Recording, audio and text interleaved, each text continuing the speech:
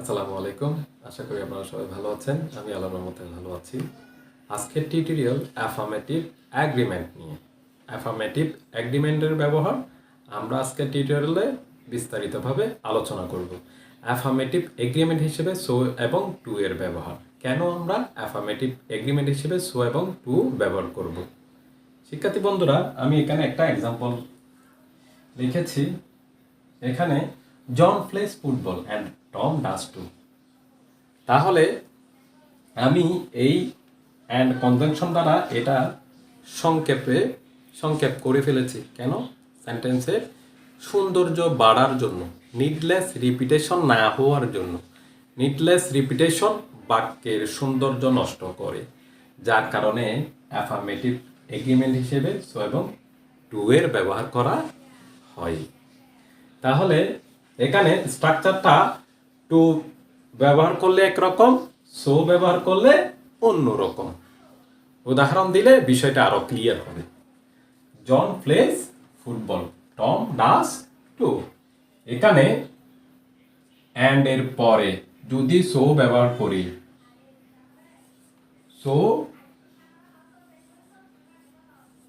Does Tom,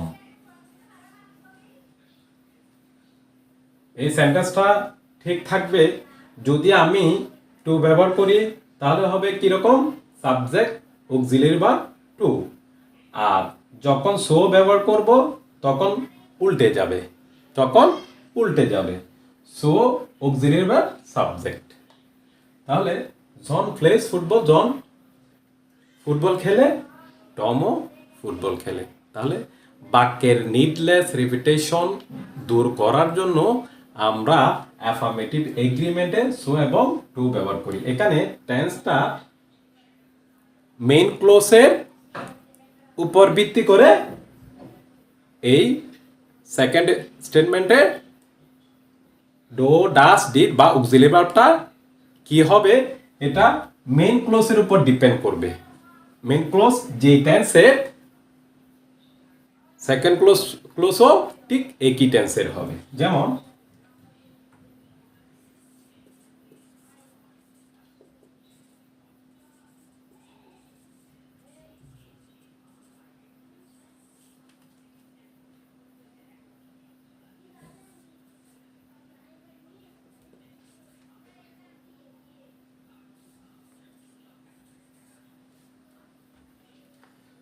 তাহলে এখানে present continuous tense, আমি এখানেও প্রেজেন্ট কন্টিনিউয়াস টেন্স ব্যবহার করেছি। কেননা মেইন ক্লোজের উপর ডিপেন্ড করে সেকেন্ড ক্লোজের টেন্সটা নির্ধারিত হয়। টেন্সটা হয় মেইন ক্লোজের যে টেন্স হবে সেকেন্ড ক্লোজও একই টেন্স হবে। কিন্তু সো ব্যবহার করলে একরকম স্ট্রাকচার, আর টু ব্যবহার করলে অন্য রকমের structure. Subject, be verb, to, so plus be verb,